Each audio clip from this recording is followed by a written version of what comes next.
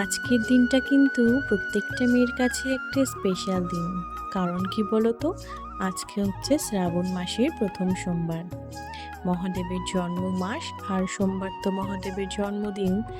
তো তাই জন্য দেখো, আমিও কিন্তু সকাল সকাল স্নান সেরে একটা শাড়ি পরে নিয়েছি। আর পুজোর দিনে পায়ে একটু আলতা না পরলে তো আর ভালো লাগে না, তাই পায়ে কিন্তু আমি একটু আলতা পরে নিলাম। আর তারপরেই গেছিলাম কিন্তু ছাদে। ছাদে দেখেছিলাম দুটো নীলকণ্ঠ ফুল ফুটে আছে আর একটা জবা ফুল ফুটে আছে, তো সেটাই আমি আনতে গেছিলাম। তো তারপরে কিন্তু চলে আসলাম ঠাকুর ঘরে।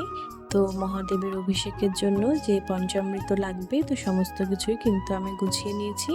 আর আমি কিন্তু খুব সুন্দর করে মহাদেবের অভিষেকও করে নিয়েছি। আর মহাদেব যেহেতু সাদা ফুল, ধুত্রা, আকন্দ, নীলকণ্ঠ এই সমস্ত খুব ভালোবাসে, তো আমার শুধু আজকে মনে হলো যে আমি আজকে শুধু মহাদেবকে সাদা ফুল দিয়ে সাজিয়ে দেব। তো দেখো, আমি কিন্তু সাদা ফুল দিয়ে খুব সুন্দর করে সাজিয়ে দিয়েছি।